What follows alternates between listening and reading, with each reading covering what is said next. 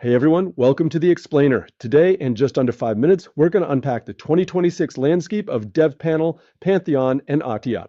We are right in the middle of a massive shift right now. We're moving away from basic web hosting and stepping into an era of complex application orchestration across multiple CMS platforms and APIs.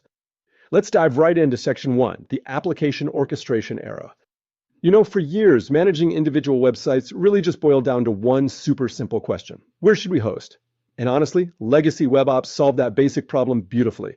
But today, we're dealing with decoupled front ends, custom microservices, and massive complex digital portfolios. That old paradigm? Yeah, it just doesn't fit anymore. So today, the modern question is entirely different. It's how should we orchestrate?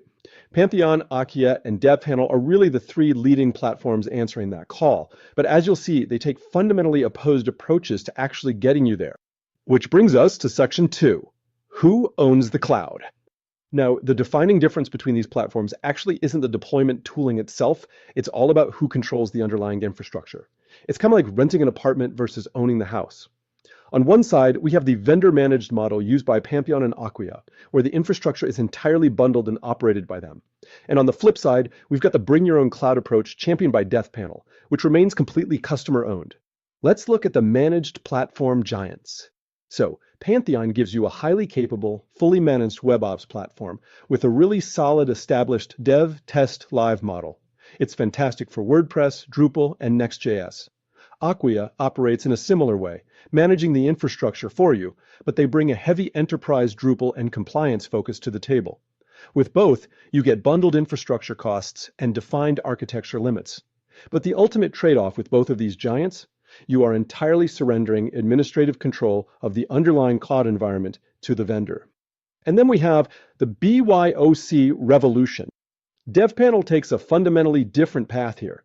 Instead of forcing your apps into their infrastructure, they actually inject platform automation directly into your own AWS, Azure, DigitalOcean, or Kubernetes accounts.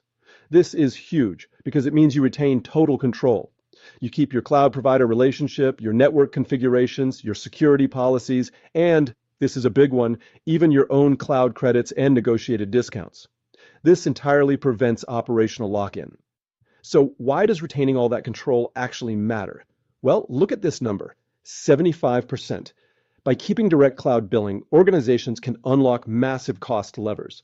To put that into perspective, a major US government news organization projected over 75% savings simply by moving their massive digital portfolio from Acquia over to AWS using DevPanel. That is absolutely game-changing. Let's wrap things up with Section 3, making your choice.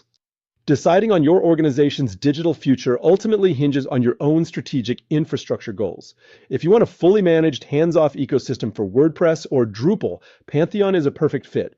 If you need enterprise-grade Drupal with rigorous compliance standards, Acquia is an absolute powerhouse. But if you're looking for advanced platform automation running inside a cloud environment that you actually own and control, DevPanel is going to be your answer. Which leaves us with one critical, provocative question to ask about your own organization's strategy. Do you want to just manage the cloud, or do you want to truly own it? All right, thank you so much for joining me for this quick explainer. I hope this brought some real clarity to your infrastructure journey. Keep learning, and I'll catch you next time.